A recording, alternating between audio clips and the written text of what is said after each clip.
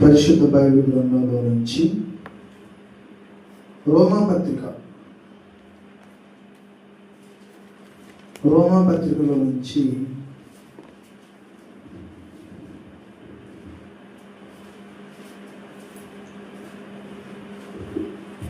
5వ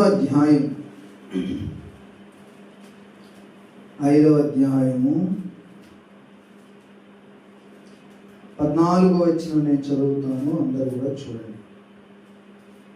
అయినను ఆదాము చేసిన అతిక్రమమును పోలి పాపము చేయని వారి మీద కూడా ఆదాము మొదలుకొని మోషే వరకు మరణమేలెను. ఆదాము రాబోవు వానికి గురుతై ఉండేను. చిన్న మాట మనందరం కూడా ప్రార్థన చేసుకుందాం. స్తోత్రం నాయనా, పరిశుద్ధుడా, దయగలిగిన తండ్రి, కరుణ కలిగిన తండ్రి, నీ బంగారు పాదములకు వందనాలు, స్తోత్రాలు, స్తుతులు చెల్లిస్తున్నాం. నేటి ఆదివారం దినమున ప్రభువా, మేమందరం కూడా తండ్రి ఈ ప్రార్థన కూటాన్ని నిర్వహించుకోవడానికి మీరు మాకు సహాయం చేసినందుకు నీకు వందనాలు తండ్రి. ఇంతవరకు మేమందరం కూడా చక్కగా చాలాసేపు ఉదయం 6 గంటలకు ఈ ప్రార్థన కూటాన్ని ప్రారంభించుకొని మధ్యాహ్నం 3 గంటల వరకు ప్రార్థనలో గడపడానికి మీరు మాకు సహాయం చేశారు. ఈ సమయంలో తండ్రి మేమందరం కూడా ప్రభువా ఆదివారపు ఘట్టం లోపలికి వెళ్ళబోతూ ఉన్నాం. ప్రతి ఆదివారం కూడా రొట్టె విరిచే పరిచర్యలో మేము కొనసాగుతూ ఉన్నాం. అందుకుగాను మూలవాక్యంగా తండ్రి మేము సిద్ధపాటు వాక్యంగా తండ్రి రోమాపత్రిక 5వ అధ్యాయం 14వ వచనాన్ని మా మూలవాక్యంగా చదువుకున్నాం. చదివిన ఈ లేఖన భాగంలో నుంచి మీరే నాతో మాతో అందరితో మాట్లాడండి. వినగలిగే చెవి, గ్రహించగలిగే మనస్సు, హృదయ సున్నతి మీరు మాకు దాయిచ్చేది. మీరు మాత్రమే నాతో మాతో అందరితో మాట్లాడి మహిమా ఘనత ప్రభావాలు తెచ్చుకోమని యేసయ్య నామమున అడిగి ప్రార్థన చేస్తున్నాము తండ్రి. ఆమేన్, ఆమేన్. ప్రభునందు ప్రియ దేవుని పిల్లలారా, మనం చదువుకున్న లేఖన భాగము రోమాపత్రిక 5వ అధ్యాయము 14వ వచనం కదా. అయినను ఆదాము చేసిన అతిక్రమమును పోలి పాపము చేయని వారి మీద కూడా ఆదాము మొదలుకొని మోషే వరకు మరణము ఏలెను. ఆదాము రాబోవు వానికి గురుతై ఉండెను. ఆదాము రాబోవు వానికి గురుతై ఉండెను. చదవబడిన ఈ లేఖన భాగంలో మనందరం కూడా చూసినట్లయితే ఇక్కడ అనేక విషయాలు మనకు కనబడుతూ ఉన్నాయి. చాలా చాలా విషయాలు ఉన్నాయి. అసలు రోమాపత్రిక అంటేనే చాలా నిగూఢమైనటువంటి గ్రంథం. అనేక సిద్ధాంతాలు ఇందులో మనకు దొరుకుతాయి. అట్లాంటి రోమాపత్రికలో నుంచి మనం ఒక వచనాన్ని చదువుకున్నాం కదా. 5వ అధ్యాయం 14వ వచనం.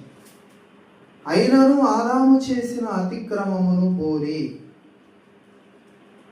ఇక్కడ ప్రథమ మానవుడైనటువంటి ఆదామును చూపిస్తా ఉన్నాడు అపొస్తలుడైనటువంటి పౌలు. ఆదాము అన్నాడు, ఆదాముని గురించి చెప్తా ఉన్నాడు. ఆదాము ఏం చేశాడంటే అతిక్రమము చేశాడు. అతిక్రమం కదా. అలాగే చెప్తూ ఆదాము రాబోవు వానికి గురుతై ఉండెను అన్నాడు. రాబోవు వానికి గురుతై ఉండెను.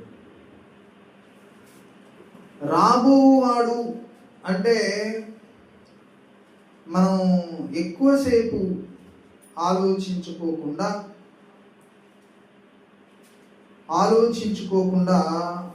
చెప్పగలిగినటువంటి ఒక విషయం ఏమిటి అంటే, మన ప్రభువు అయినటువంటి యేసునాథునికి ఉన్నటువంటి ఒక పేరు ఏంటంటే కడపటి ఆదాము అని. కడపటి ఆదాము. ఆదాము అంటే మొదటి కొరింథీ పత్రిక 15వ అధ్యాయం 45వ వచనం. మొదటి కొరింథీ 15:45. ఇందు విషయమై ఆదామును మొదటి మనుష్యుడు జీవించు ప్రాణి ఆయనని వ్రాయబడి ఉన్నది. కడపటి ఆదాము జీవింపచేయు ఆత్మ ఆయన. జీవింపచేయు. ఇక్కడ ప్రథమ ఆదాము అంటే కడపటి ఆదాము అన్నాడు కదా. ఎక్కడ? మొదటి కొరింథీ 15:45 ఏమన్నాడు? కడపటి ఆదాము అన్నాడు కదా. కడపటి ఆదాము అంటే మన ప్రభు అయిన యేసయ్య అన్నమాట. మొట్టమొదటి ఆదాము ఎవరు? ఏదైనా తోటలో ఆదాము. దేవుడు చేసిన మొట్టమొదటి మనిషి ఆదాము. దేవుడు సృజించిన మొట్టమొదటి మనిషి ఆదాము. ఈ ఆదాముకు యేసయ్యకు ఉన్నటువంటి మరొక పేరు ఏంటంటే కడపటి ఆదాము. కడపటి ఆదాము. ఈ ప్రథమ మానవుడైన ఆదాముకు యేసయ్యకు కొన్ని పోలికలు ఉన్నాయి. ఏంటి అంటే ఇప్పుడు ఇందులో ఒక పోలిక దొరుకుతుంది. మొదటి కొరింథీ 15:45 కదా. ఆదామును మొదటి మనుష్యుడు జీవించు ప్రాణి ఆయనని రాయబడి ఉన్నది. కడపటి ఆదాము జీవింపచేయు ఆత్మ. అంటే ఆ ఆదాము ఏం చేశాడంటే అతిక్రమం చేసి మరణానికి మనం తీసుకుని వెళ్ళాడు. ఆదాము చేసిన అతిక్రమం ద్వారా మనకేమొచ్చిందంటే మానవ జాతికి మరణం అనేది వచ్చేసింది. ఆదాము ద్వారా పాపం అనేది వచ్చింది. ఆదాము ద్వారా మానవ జాతికి మరణం అనేది వచ్చింది. కాబట్టి కడపటి ఆదామైన యేసయ్య ద్వారా జీవం వచ్చింది. మరణము నుంచి విడుదల వచ్చింది. పాపము నుంచి విడుదల వచ్చింది కదా. రోమా పత్రిక 5వ అధ్యాయము 19వ వచనం. ఏలయనగా ఒక మనుష్యుని అవిధేయత వలన అనేకులు పాపులుగా ఎలాగు చేయబడిరో అలాగే ఒకని విధేయత వలన అనేకులు నీతిమంతులుగా చేయబడును. అనేకులు ఒకని విధేయత వలన. ఆ ఒకడు ఎవరు అంటే మన ప్రభు అయినటువంటి యేసయ్య. యేసు ప్రభు వారు తండ్రికి విధేయుడు అన్నమాట. తండ్రికి విధేయుడు. యేసు ప్రభు వారు విధేయత చూపించకపోతే మనకు నరకము నుండి విడుదల ఉండేది కాదు. పాపము నుండి విడుదల ఉండేది కాదు. ఈ లోకపు శరీర ఇచ్చల నుంచి మనకు విడుదల ఉండేది కాదు. దేవునికి మనము శత్రువులముగా ఉండాల్సి వచ్చేది. ఈ లోకానికి పాపానికి మనం బానిసలంగా ఉండాల్సి వచ్చేది. ఈ యేసు ప్రభు వారు తండ్రి మాటకు విధేయుడయ్యాడు. తండ్రి మాటకు విధేయుడై ఆయన ఏం చేశాడంటే తన పరిశుద్ధ రక్తమును కార్చి ఆ రక్తము ద్వారా మనకి ఏమిచ్చాడంటే విడుదల ఇచ్చాడు. అందుకనే అపొస్తలుడైన పౌలు భక్తుడు కొలస్సీలకు రాసిన పత్రికలో అంటాడు. కొలస్సీలకు రాసిన పత్రికలో అపొస్తలుడైనటువంటి పౌలు భక్తుడు మనకు చెప్తా ఉంటాడు అన్నమాట. ఏం చెప్తాడంటే మీ అపరాధముల చేతను మీ పాపముల చేతను మీరు చచ్చిన వారై ఉండగా ప్రభు మనల్ని ఏం చేశాడంటే మన పాపముల నుంచి ఆయన మనలను విడిపించాడు కదా. మన పాపము నుంచి ఎఫెసీ పత్రిక 2వ అధ్యాయం 1వ వచనం చూడండి. మీ అపరాధముల చేతను పాపముల చేతను మీరు చచ్చిన వారై ఉండగా ఆయన మిమ్మును క్రీస్తుతో కూడా బ్రతికించెను అని చెప్తున్నాడు. తర్వాత 3వ వచనం చూడండి. వారితో కలిసి మనమందరమును శరీరము యొక్కయు మనస్సు యొక్కయు కోరికలను నెరవేర్చుకొనుచు మన శరీరాశలను అనుసరించి మునుపు ప్రవర్తించుచు కడమవారి వలెనే స్వభావ సిద్ధముగా దైవోగ్రతకు పాత్రులమై ఉంటిమి. దేవుని ఉగ్రతకు మనం పాత్రులు. అప్పుడు తండ్రి అయిన దేవుడు ఏమనుకున్నాడంటే మానవ జాతిని నాతో సమాధానపరుచుకోవాలి అనుకున్నాడు. యెషయా గ్రంథంలో పలికినట్టు ఒకసారి మనందరినీ దేవుడు తనతో సమాధానపరుచుకోవాలి అనుకున్నాడు. యెషయా ప్రవచన గ్రంథములో నుంచి యెషయా ప్రవచన గ్రంథం 1వ అధ్యాయం 18వ వచనం. యెహోవా ఈ మాట సెలవిచ్చుచున్నాడు, రండి మన వివాదమును 18. మీ పాపములు రక్తము వలె ఎర్రనివైనను అవి హిమము వలె తెల్లబడును, కెంపు వలె ఎర్రనివైనను అవి గొర్రెబొచ్చు వలె తెల్లని వగును. మీరు సమ్మతించిన మాట వినిన ఎడల భూమి యొక్క మంచి పదార్థములను అనుభవింతు. సమ్మతింపక. యెషయా 1:19 కదా. మీరు సమ్మతించిన ఎడల రండి, పిలుస్తున్నాడు దేవుడు, రండి.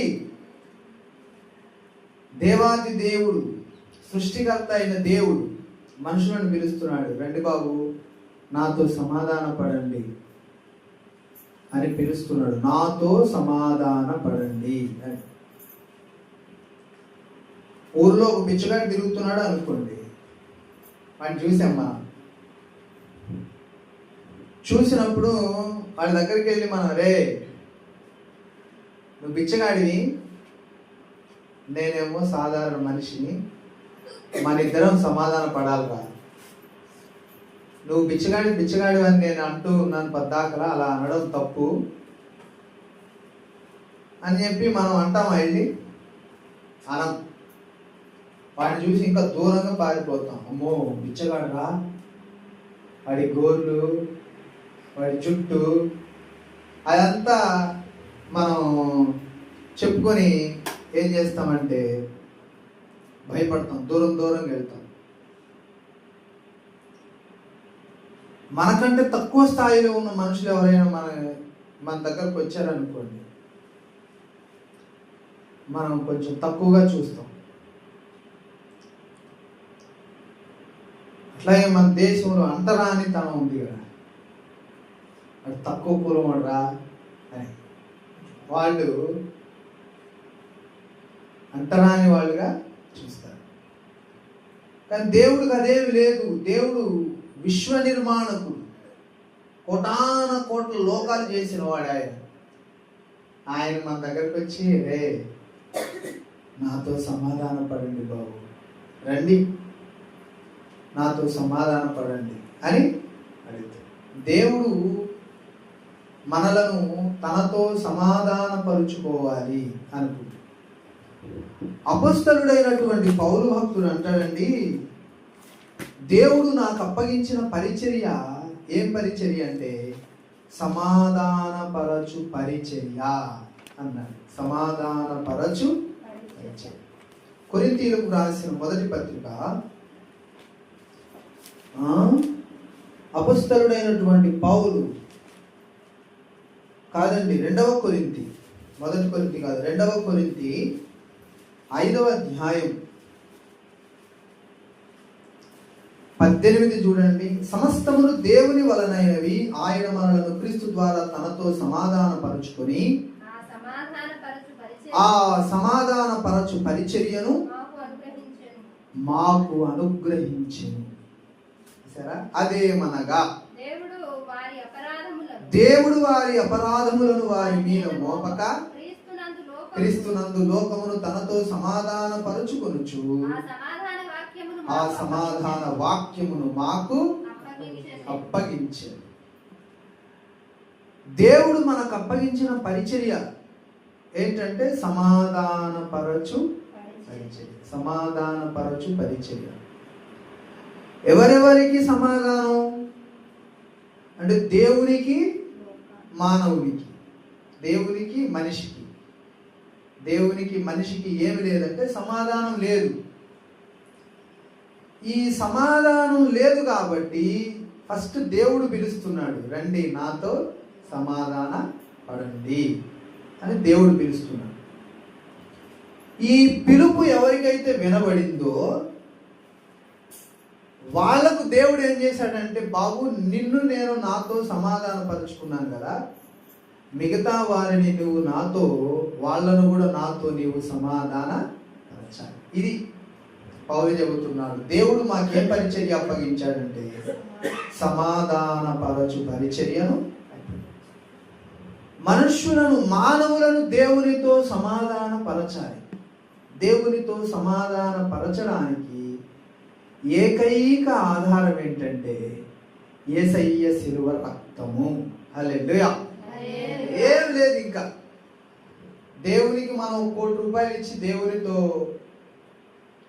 ఎవరినైనా మనం సమాధాన పరచగలమా అంటే ఎవరిని సమాధాన పరచం. మన ఆత్మీయత డోఫీ గారు ఎంత చక్కగా చెప్తారు. ఓ పెద్ద కోటీశ్వరుడు అగ్నిలో కాలుతా ఉన్నప్పుడు వాడు అంటాడంట, నేను భూమి మీద కోటీశ్వరుడిని తెలుసా? నీకేం కావాలి, ఎంత కావాలి అని అంటాడు.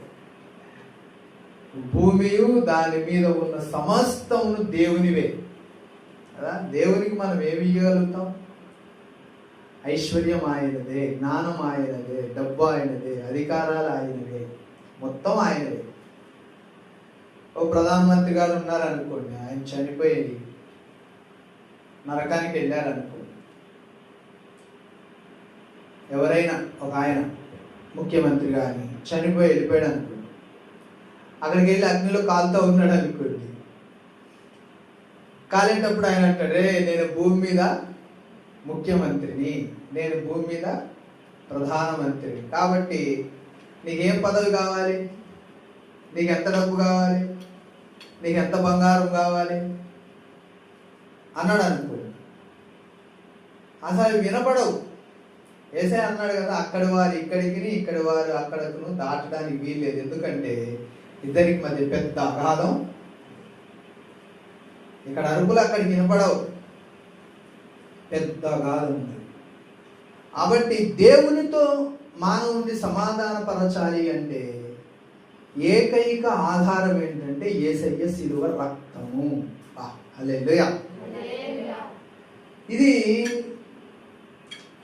విశ్వ ప్రణాళికలో, దేవుని విశ్వ ప్రణాళికలోనే చాలా చాలా ముఖ్యమైన ఘట్టం. దేవుడు సృష్టి చేయడానికి ముందు ఏం చేశాడంటే తనను తాను యజ్ఞ పశువుగా ప్రకటించేశాడు కదా. జగదుత్పత్తి మొదలుకొని వధింపబడిన దేవుని గొర్రెపిల్ల, జగదుత్పత్తి మొదలుకొని అంటాడు కదా అపొస్తలుడైనటువంటి పౌలు ఆ మాట అంటాడు, వధింపబడిన దేవుని గొర్రెపిల్ల. అంటే దేవుని యొక్క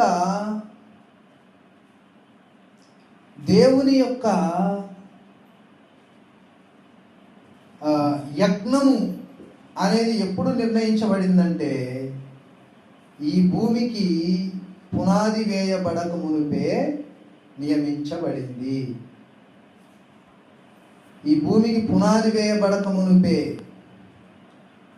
దేవుని యొక్క,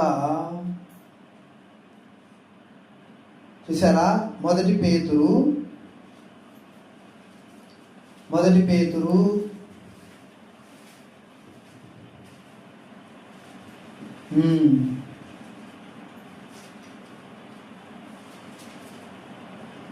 1:20 చూడండి. ఆయన ఆ జగత్తు పునాది వేయబడక మునుపే ఆ నియమింపబడెను గాని ఆ తను మృతులలో నుండి లేపి ఆ తనకు మహిమనిచ్చిన ఆ దేవుని ఎడల ఆ తన ద్వారా విశ్వాసులైన మీ నిమిత్తము ఆ కడవరి కాలములయందు ఆ ఆయన ప్రత్యక్షపరచబడెను. ప్రత్యక్షపరచబడెను. జగదుత్పత్తి మొదలుకొని జగత్తు పునాది వేయబడక ఆ జగదుత్పత్తి మొదలుకొని అంటాడు. జగదుత్పత్తి మొదలుకొని వధింపబడిన దేవుని గొర్రెపిల్ల అంటాడు. వధింపబడిన దేవుని గొర్రెపిల్ల. హెబ్రీ పత్రిక 4వ అధ్యాయం 3వ వచనం చూడండి. కాగా జగత్పునాది వేయబడక మునుపే. ఇదే హెబ్రీ పత్రిక 9:26 చూడండి. అట్లైన ఎడల జగత్పునాది వేయబడినది మొదలుకొని.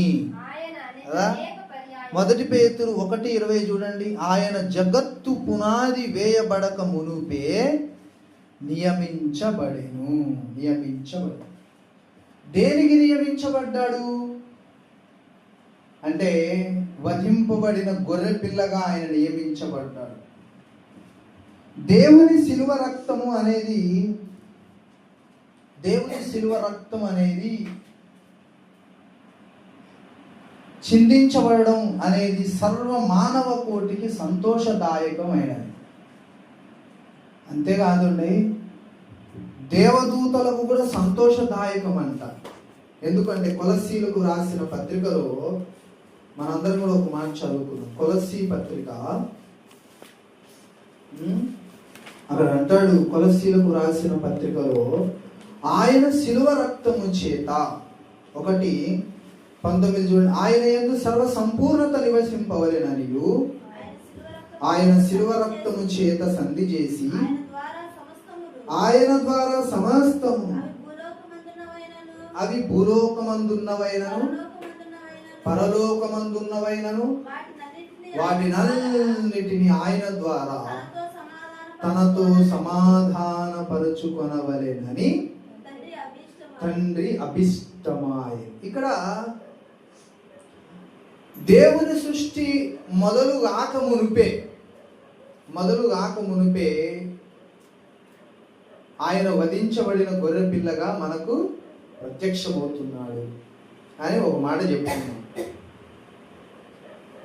అయితే మనుషులను దేవుడు తనతో సమాధానపరుచుకోవడానికి ఎవరిని వాడుకున్నాడంటే తన జనితైక కుమారుణ్ణి దేవుడు తండ్రి నాతో నీకు సమాధానం లేదా, నీతో నాకు సమాధానం లేదా అని మనం అడిగితే తండ్రి దగ్గర నుంచి మనకు వచ్చే సమాధానం ఏంటంటే ఈ కొలస్సీ 1:19 ఆయన ద్వారా తనతో సమాధానపరుచుకొనవలెనని తండ్రి అభిష్టమాయ. ఆయన అంటే ఎవరు? నజరేయుడైన యేసయ్య యొక్క శిలువ రక్తము చేత అన్నాడు. చూసారా? 19 మళ్ళీ చదవండి. ఆయన యందు సర్వ సంపూర్ణత నివసింపవలెననియు ఆయన శిలువ రక్తము చేత సంధి చేసి ఆయన ద్వారా సమస్తము అవి భూలోకమందున్నవైనను పరలోకమందున్నవైనను దేవుడు సృష్టించిన సమస్త సృష్టికి యేసయ్య శిలువ రక్తం అవసరం. దేవుడు సృష్టించిన మనుషులకు మాత్రమే కాదు, దేవుడు సృష్టించినటువంటి దేవదూతలకు కూడా దేవుని శిలువ రక్తం. చూసారా? ఇక్కడ మళ్ళీ అవి పరలోకమందున్నైనను భూలోకమందున్నవైనను. పరలోకములో ఉన్న దేవదూతలకు కూడా దేవునితో సమాధానం లేదు, వాళ్ళకు కూడా సమాధానం లేదు. కాబట్టి దేవదూతలతో కూడా దేవుడు ఏమంటున్నాడంటే, బాబు మీరు నాతో సమాధాన పడాలంటే నా కుమారుడైనటువంటి యేసునాథుని శిలువ రక్తం మీకు అవసరం అంటే. కాబట్టి విశ్వానికే ఆనంద హేతు, దేవుడు సృష్టించిన సృష్టికే ఆనంద హేతు ఏంటంటే, సంతోషదాయకమైన ఒక విషయం ఏంటంటే మన ప్రభు అయినటువంటి యేసునాథుని శిలువ యజ్ఞం. ఈ శిలువ యజ్ఞం అనేది జరిగింది కాబట్టే మనము దేవునితో సమాధాన పడడానికి అవకాశం ఏర్పడింది. ఇది కనుక జరగకపోతే మనకు దేవునితో సమాధాన పడే అవకాశం ఉండేది కాదు. మనందరం అడుగుతాం, యేసయ్యా నేను పాపిని తండ్రి, దయచేసి నన్ను క్షమించు, నా కోసం నీవు నీ రక్తమును కార్చవని నేను నమ్ముతున్నాను, విశ్వసిస్తున్నాను, నా జన్మ కర్మ పాపములను కడిగి అని చెప్పి మనం నమ్మి బాప్తిస్మం పొందుతాం. అప్పుడు దేవుడు ఏమంటాడు, అవును నిజంగానే నీవు పాపివి, జన్మతః పాపివి, క్రియలను బట్టి పాపివి, కాబట్టి నేను నీతో సమాధాన పడాలి అంటే, నువ్వు నాతో సమాధాన పడాలి అంటే నా కుమారుడైన యేసయ్య రక్తం నీకు అవసరం. కాబట్టి యేసు ప్రభువారు, మనం ఇందాక చదువుకున్నాం కదా, మన మూలవాక్యం రోమా పత్రిక 5వ అధ్యాయమే కదా, ఆదాము రాబోవు వానికి గురుతై.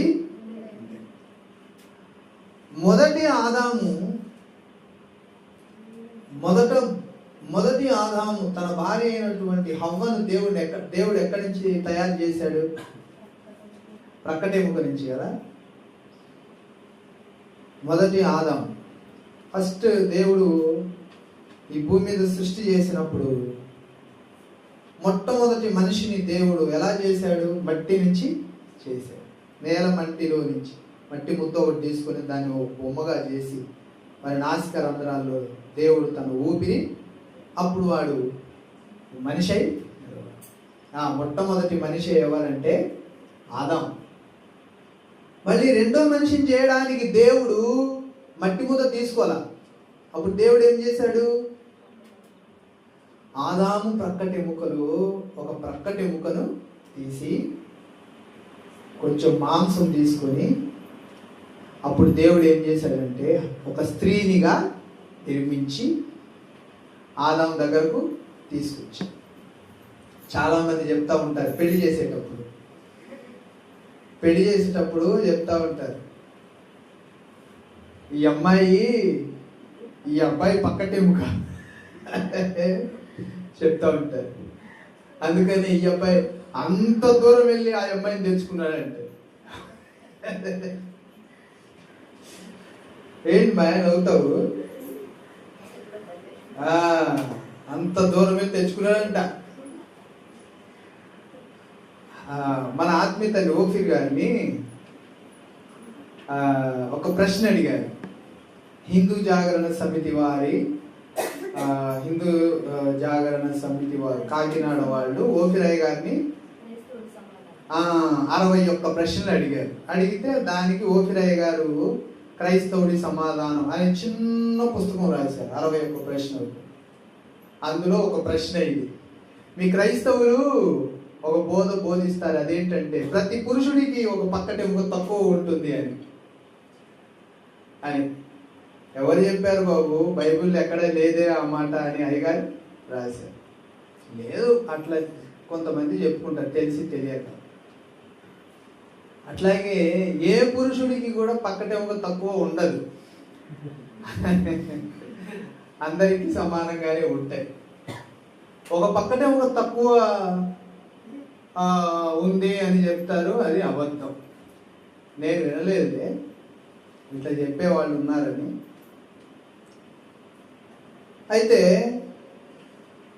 అయితే ఆదాముకు మాత్రం దేవుడు పక్కటెముకను తీసి హవ్వను తయారు చేశాడు.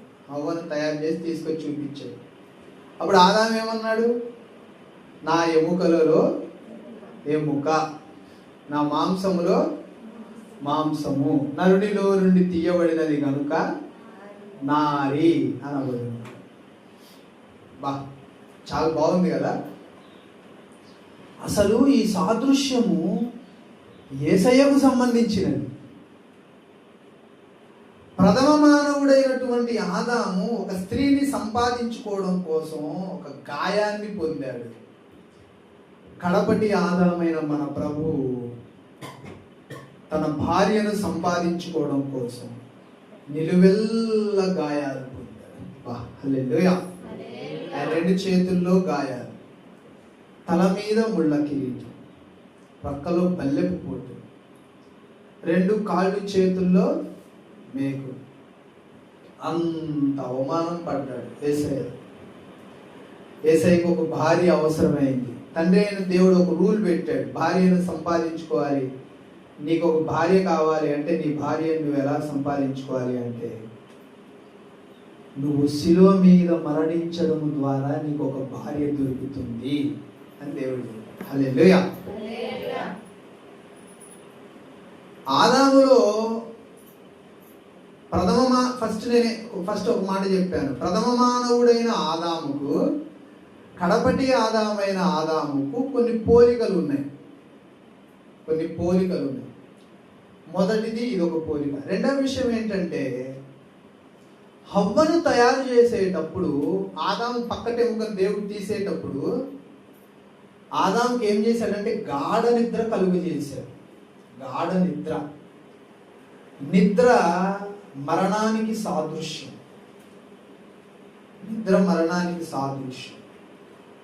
అట్లాగే ఈయన గాఢ నిద్రపోయినట్లు యేసు ప్రభు వారు మరణించి తిరిగి లేవాల్సి వచ్చింది. హల్లెలూయా. కాబట్టి శిలువ యజ్ఞము అనేది ఎంత గొప్పది అంటే దేవదూతలు అంటండి అక్కడ చేరి అసలు ఫస్ట్ భూమి అనే ఒక గ్రహానికి దేవుడు అంట శంకుస్థాపన చేయడానికి వచ్చాడంట. మన ఇంటికి శంకుస్థాపన చేస్తాం కదా ఇల్లు కట్టుకునేటప్పుడు, అట్లాగే భూమి అనే ఒక గ్రహానికి దేవుడు శంకుస్థాపన చేయడానికి వచ్చినప్పుడు అంట దేవదూతలందరికీ ఉత్తరాలు రాశాడంట. విశ్వంలో ఎన్ని లోకాలు ఉన్నాయో అన్ని లోకాల దేవదూతలకు, అన్ని గ్రహాలలో ఉన్న మనుషులకు దేవుడు ఉత్తరం రాసి పంపాడంట. నేను ఇప్పుడు మనం ఇల్లు కట్టుకుంటాం అనుకోండి, పేదోళ్ళమే మనం అయినా కానీ మనకు 4 అక్క చెల్లెళ్ళు అన్నదమ్ముళ్ళు ఉన్నారనుకోండి. అక్క నేను ఇల్లు కట్టుకుంటున్నాను, శంకుస్థాపన రేపు, నువ్వు రావాలక్క అంట. తమ్ముడా ఎక్కడున్నారా, రావాలి అని అంట. కొంచెం అధికారులు అనుకోండి పెద్దోళ్ళని పిలుస్తారు. ఇప్పుడు ఎమ్మెల్యే గారు ఉన్నారు అనుకోండి, ఆయన ముఖ్యమంత్రిని పిలుస్తాడు, ఇంకా మిగతా ఎమ్మెల్యేని పిలుస్తాడు, ఎంపీని పిలుస్తాడు, కలెక్టర్ని పిలుస్తాడు, వాళ్ళందరినీ. ప్రధానమంత్రి అనుకోండి ఇతర దేశాలలో కూడా పిలుస్తాడు. ఇప్పుడు అట్లా ఏం చెప్పబోయారంటే మన రాజధానికి శంకుస్థాపన గురించి చెప్పారు. దూరం వెళ్ళిద్దని ఆపేశారు. మన రాజధానికి శంకుస్థాపన వేసేటప్పుడు మన ముఖ్యమంత్రి గారు అందరికీ ఆహ్వానం తెలిపాడు కదా, ప్రధానమంత్రి గారికి అందరికి. ఒక ప్రధానమంత్రి అనుకోండి ఇతర దేశాల వాళ్ళకు కూడా ఆహ్వానం పంపిస్తాడు. తండ్రి అయిన దేవుడు ఈ భూమికి పునాది వేసేటప్పుడు లోకంలో ఉన్న అందరికి ఉత్తరాలు పంపించాడు. అన్ని గ్రహాలలోనే వాళ్ళకు ఉత్తరాలు పంపిస్తే అందరూ అంటండి దేవుడు శంకుస్థాపన చేయబోతున్న ఆ స్థలానికి వచ్చేసారంట. ఆడికి వచ్చి నిలబడి ఏం పాటలు పాడుతున్నారా తెలుసా? దేవకుమారుడికి జయం. ఎక్కడుందన్నమాట? యోబు గ్రంథం మీకు అందరికి తెలుసు. అయినా కానీ ఒకసారి మనం రిఫరెన్స్ చదువుకోవడం మంచిది కదా. యోబు గ్రంథం 38 కదా, 38వ అధ్యాయము 7వ వచనం కాదు 4వ వచనమా? నేను భూమికి పునాది వేసినప్పుడు నీవెక్కడ ఉంటివి? 7వ వచనం చూడండి. ఉదయ నక్షత్రములు ఏకముగా కూడి పాడినప్పుడు దేవదూతలందరూ ఆనందించి జయధ్వనులు చేసినప్పుడు దాని మూలరాతిని చేసిన వాడెవడు? చూసారా? ఉదయ నక్షత్రములు ఏకముగా కూడి పాడినప్పుడు దేవదూతలందరూ ఆనందించి జయధ్వనులు చేసినప్పుడు అన్నాడు. దేవదూతలందరూ మహా ఆనందంలో ఉన్నారంట. ఏమండి, యేసు ప్రభు వారు పుట్టినప్పుడు అంట లూకాసు వార్తలో అంటాడు, పరలోక సైన్య సమూహం మొత్తం ఖాళీ చేశారంట. అది మొత్తం ఖాళీ చేసి ఎక్కడికి వచ్చారంటే పశుశాల దగ్గరికి వచ్చేసారంట. యేసయ్య పుట్టిన పశువుల పాక దగ్గరికి వచ్చేసారు. ఎందుకు తెలుసా? అసలు పరలోకంలో దేవుడు లేడు కదా, యేసయ్య అక్కడ లేడు. తండ్రి అయిన దేవుడు తన కుమారుణ్ణి ఈ భూమి మీద జన్మింపజేసినప్పుడు పరలోక సైన్య సమూహాలు మొత్తం, దేవదూతలు మొత్తం వచ్చేసి పశుశాల దగ్గరికి వచ్చేసారు. ఇది ఒక సందర్భం. ఇంతకంటే అసలు మనం ముందు చదువుకున్నది యోబు 38:7 కదా, దేవదూతలందరూ జయధ్వనులు చేసినప్పుడు. 38:4 అన్నాడు, భూమికి నేను పునాది వేసినప్పుడు అన్నాడు. దేవుడు భూమికి పునాది వేసినప్పుడు దేవదూతలందరూ వచ్చి జయ గీతాలు పాడారంట. దేవకుమారునికి జయము, దేవకుమారునికి జయము, దేవకుమారునికి జయము, జయము, జయము. జయగీతం అంటే ఏంటో తెలుసా? అరే తప్పక నువ్వు విజయం సాధిస్తావా, నీకే జయం రా, నీకే జయం. ఇప్పుడు మనం ఏదైనా కోరుకున్నది సాధిస్తున్నాం అనుకోండి, సాధిస్తా ఉన్నప్పుడు అరే సాధించావురా, విజయం వరించిందిరా, నేను జయం వచ్చేసిందిరా అంటాను. అట్లాగే దేవుడు మనుషులను తనతో సమాధానపరుచుకోవాలి. పరలోకమందున్నవైనను భూలోకమందున్నవైనను వాటన్నిటిని కూడా తనతో సమాధానపరుచుకోవడానికి ఆయన తన పరిశుద్ధ రక్తమును కార్చడానికి వేదిక ఏంటంటే ఈ భూలోకం. ఓఫిరాయ్ గారు అంటారు, భూమి అనేది దేవుడు సృష్టించిన లోకాలలో మధ్యలో సెంట్రల్ పాయింట్ లో ఉండే లోకం ఏంటంటే భూమి అంటారు. అట్లాగే భూమి మీద కూడా సెంట్రల్ పాయింట్ ఏంటంటే ఇశ్రాయేలీల దేశం. అన్ని లోకాలను సమానంగా లాక్కు రావడానికి భూలోకం మీద ఆయన పుట్టాడు. భూలోకంలో కూడా అన్ని దేశాలను సమానంగా లాక్కు రావడం కోసం ఇశ్రాయేలీల దేశంలో యేసయ్య పుట్టాడు. హల్లెలూయా. కాబట్టి యేసు ప్రభువారు తన పరిశుద్ధ రక్తమును కార్చి, గాయాలు అనుభవించి, దెబ్బలు తిని, ఆయన పక్కలో నుంచి కార్చిన రక్తము చేత మనలను కొన్నాడు అన్నమాట. దేవుడు మనల్ని కొన్నాడు. అందుకనే సువార్త దేవుని శక్తి అన్నాడు. హల్లెలూయా.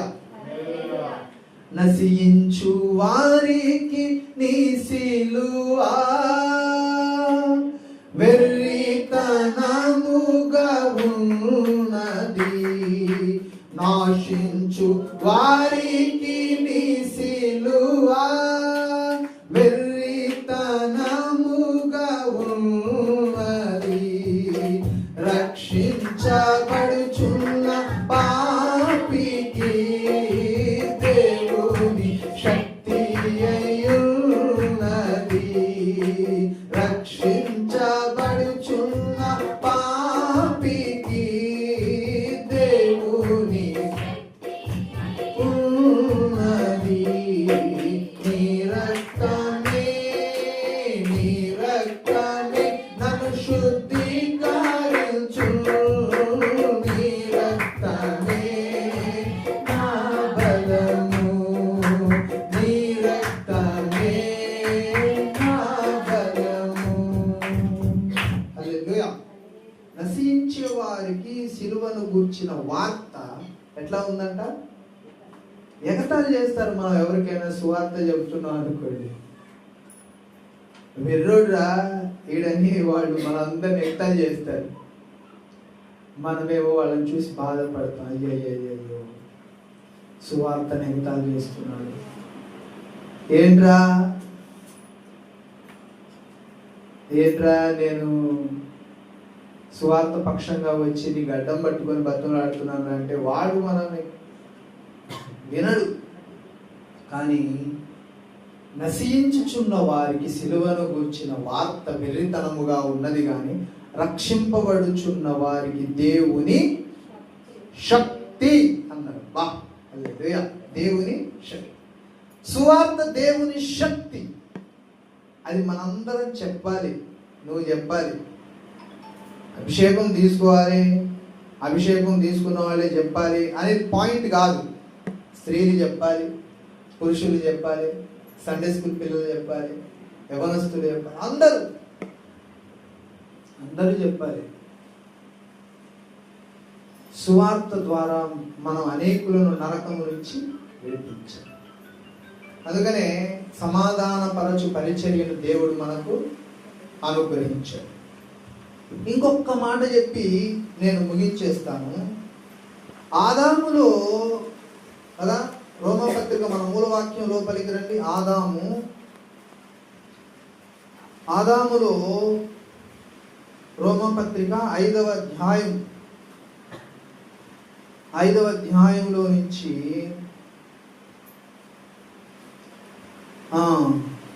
14వ వచనం కదా మనం చదువుకున్నది. 14వ వచనం,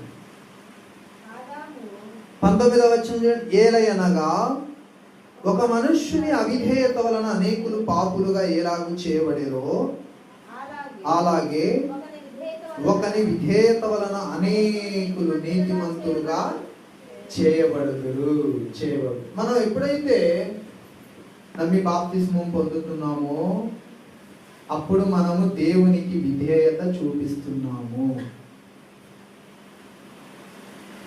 యేసయ్య అంటే నాకు చాలా ఇష్టం అండి అని అంటున్నావు, కానీ బాప్తిస్మం పొందట్లేదు, రక్షణ పొందట్లేదు.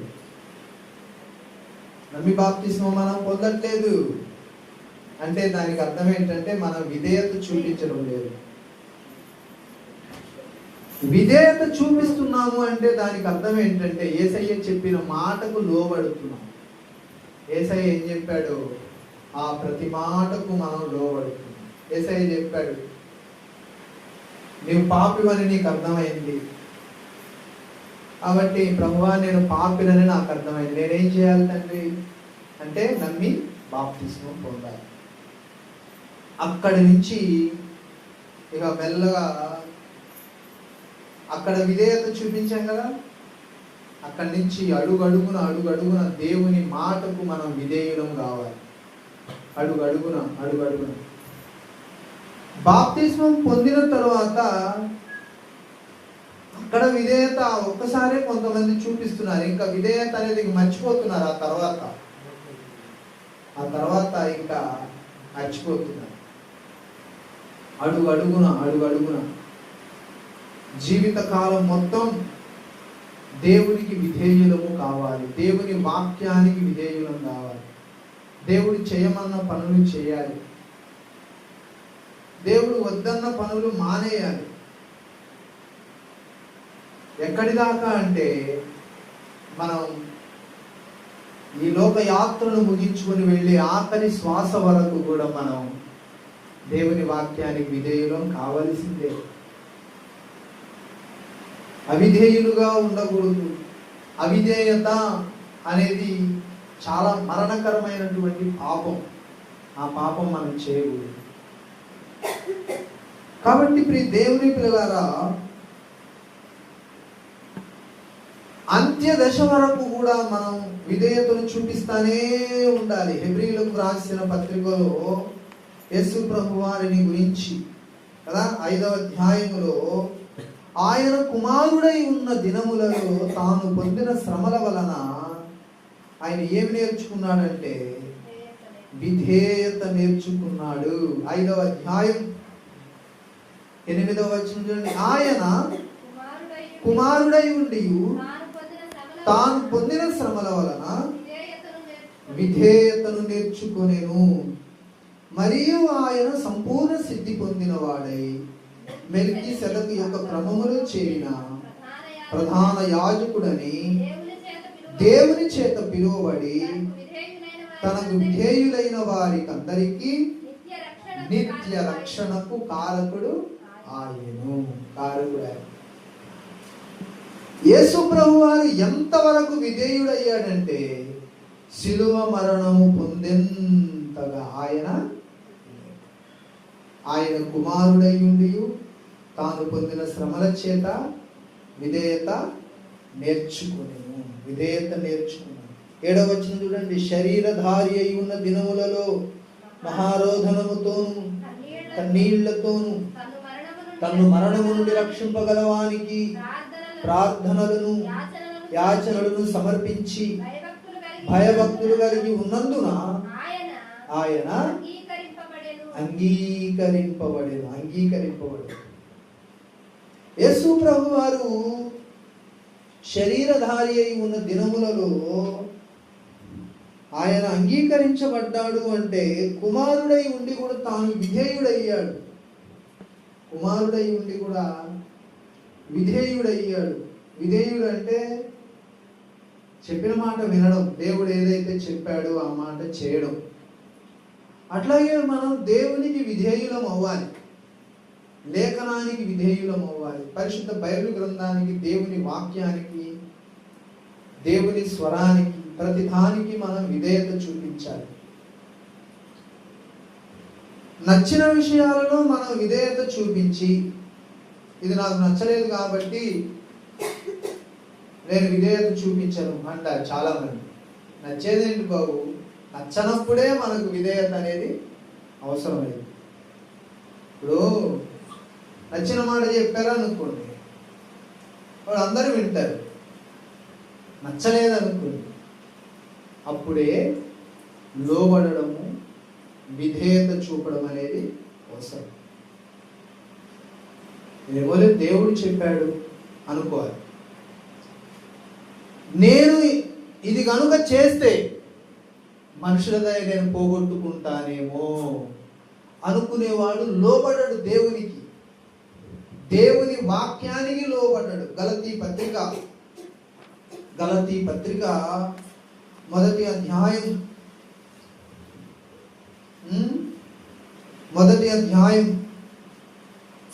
10వ వచనం. ఇప్పుడు నేను మనుషుల దయను సంపాదించుకొన జూచుచున్నానా? దేవుని సంపాదించుకొన జూచుచున్నానా?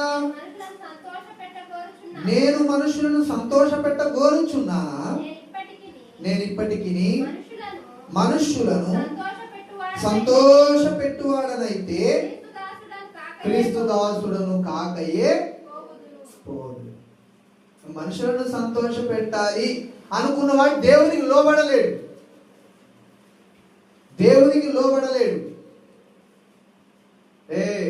మనుషుల్ని సంతోష పెట్టడం ఏంట్రా? ఎవడు వాడు? వాడికి అంత లోబడాల్సిన అవసరం లేదు. దేవునికి లోబడాలి, దేవుని వాక్యానికి. చాలా మంది మనుషులకు భయపడతా ఉంటారు.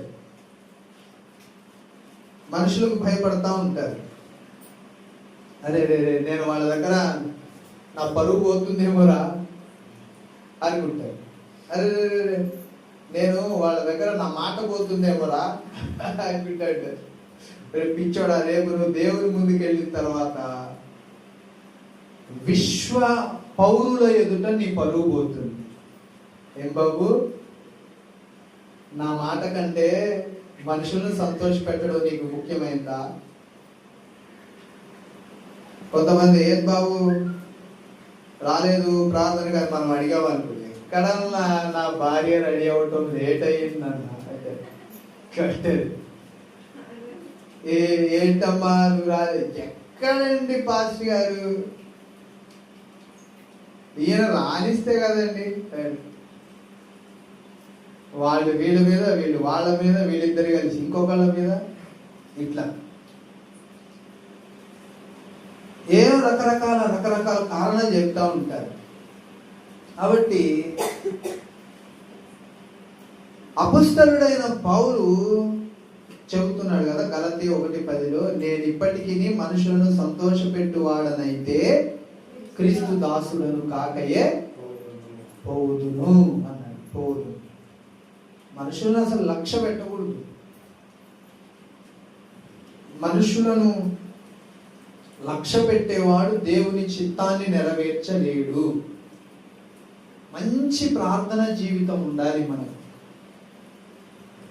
మంచి ప్రార్థన జీవితం ఉండాలి. అన్నీ సర్దేయాలి. సర్దేసి వచ్చి ప్రార్థనలో కూర్చోవాలి. మంచి వాక్య ధ్యానం ఉండాలి. మనం వాక్యం నేర్చుకోవాలి చక్కగా. మన ఆత్మీయ తండ్రి గారు ఎంత చక్కగా రాశారు కదా, 8 ప్రణాళిక గ్రంథాలు. అవన్నీ చక్కగా చదవాలి. కొంచెం టైం కేటాయించుకోవాలి. అన్ని మనుషుల కోసం, ఇతర విషయాల కోసం కేటాయిస్తే మనకి ఇంకెక్కడ సమయం దొరుకుతుంది? దొరకదు కదా. కొన్ని సర్దేసేయాలి బాబు అని, కొన్నిటికి స్వస్తి పలకాలి. విధేయతను నేర్చుకోవాలి. దేవుని వాక్యానికి విధేయత, దేవుని మాటలకు విధేయత. కాబట్టి ఇప్పుడు ఈ దేవుని పిల్లలారా, అడుగు అడుగున యేసయ్యా, ఈ రోజు వరకు, మనం చనిపోయే రోజు, ఆఖరి శ్వాస విడిచే రోజు వరకు మనం ఏమని ప్రార్థన చేయాలంటే, నా జీవిత కాలంలో నేను వెనక్కి తిరిగి చూసుకుంటే ఎక్కడ కూడా నేను నీకు అవిధేయుడును కాలేదు ప్రభువా అని దేవుని ఎదుట మనం సాక్ష్యం చెప్పగలగాలి. ఒక ఆయన చెప్తున్నాడంట, నా జీవితంలో నేను ఆయన ఓఫీర్ గారి దగ్గరకు వచ్చి, అయ్య గారి దగ్గరకు వచ్చి చెప్తున్నాను, నేను పలానా చదువుదాం అనుకున్నానండి, నేను డాక్టర్ చదువుదాం అనుకున్నానండి, దేవుడు నన్ను చదవనీయలేదు, ఇంజనీర్ చదువు, నా ఇల్లు ఇలా కట్టుకుందాం అనుకున్నానండి, దేవుడు అలా కాకుండా ఇంకోలాగా, తర్వాత నేను పలానా అమ్మాయిని పెళ్లి చేసుకుందాం అనుకున్నానండి, కానీ ఈ అమ్మాయిని చేసుకున్నాను. ఏమోనండి, దేవుడు నేను అనుకున్న ఎల్లా కూడా ఏది నాకు ఇవ్వలేదు కానీ ఇంకొక రకంగా ఇచ్చాడు అని అంటే, అప్పుడు ఓఫీరయ్య గారు అన్నాడంట, అంకుల్ మీరు అనుకున్నట్టు మీ జీవితం లేదు కానీ దేవుడు అనుకున్నట్టు అయితే ఉంది కదా అన్నాడు. హల్లెలూయా. అవును బాబు, నేను అనుకున్నట్టయితే లేదు కానీ దేవుడు అనుకున్నట్టు. అట్లాగే మన జీవితంలో దేవునికి లోబడి అడుగడుగున లోబడి వస్తూ ఉన్నప్పుడు మనకేం జరుగుతుందంటే, మన జీవితంలో దేవుని చిత్తం అనేది జరుగుతుంది కదా. కొంతమంది దేవుని చిత్తానికి లోబడరు. దేవుడు ఏం చేద్దాం అనుకుంటున్నాడో దానికి లోబడరు. దేవుడు వీడిని వాడుకుందామంటే వీడు వాడబడడానికి ఇష్టపడడు. వీడి ద్వారా ఎవరినైనా రక్షణ లోపలికి తీసుకొద్దామంటే లోబడడు. కొంతవరకే లోబడతారు, పూర్తిగా లోబడరు కదా. ఆర్ఆర్కే మూర్తి గారు ఎంత చక్కగా రాశారు కదా, ఇదిగో దేవా నా జీవితం ఆపాదమస్తకం నీకంకితం, చరణం నీ దినం, చరణం నీ చరణం, ఇదిగో దేవా నా జీవితం ఆపాదమస్తకం నీకంకితం. పలుమారు తొలగినాను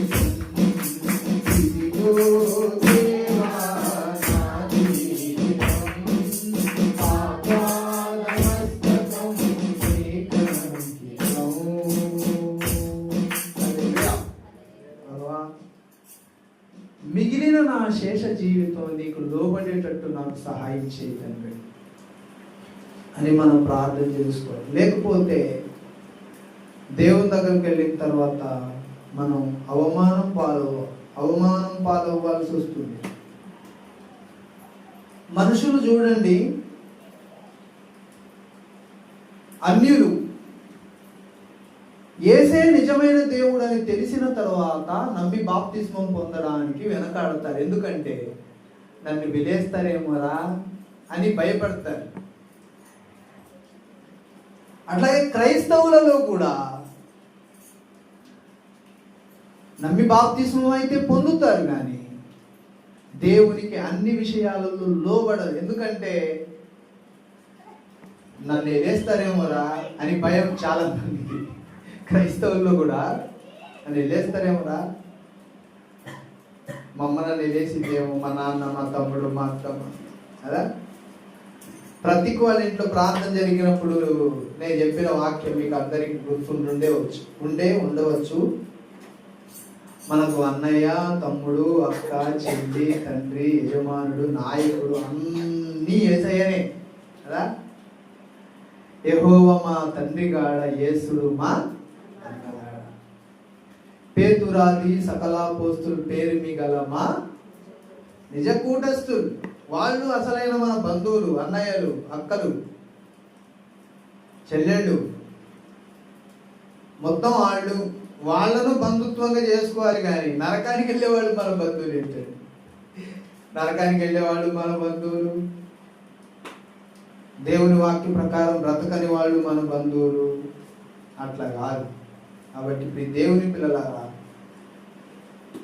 విధేయులుగా మనం బ్రతుకుదాం, దేవునికి లోబడి బ్రతుకుదాం. ప్రతి విషయంలో అడుగున ఎక్కడో కొన్ని విషయాల్లో మనం తప్పిపోతూ ఉండొచ్చు, కానీ అన్ని విషయాలలో మనం దేవునికి లోబడదాం. దేవుడు మనకు అలాంటి కృప దయచేయను గాక. అందరం కూడా తలలో వంచి ప్రార్థన చేసుకుందాం. కొద్ది సమయం మనం ప్రార్థనలో గడుపుదాం. ప్రియ దేవుని పిల్లలారా,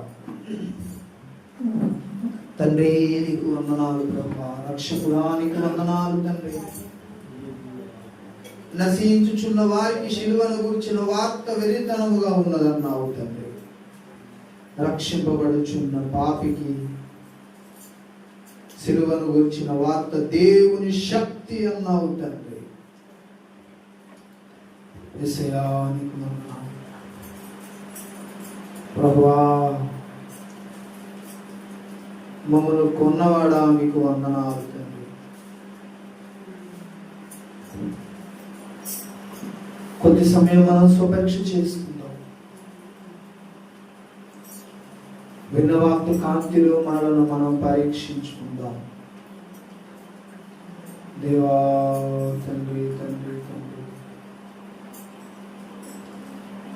మనం దేవునికి లోబడుతున్నామా?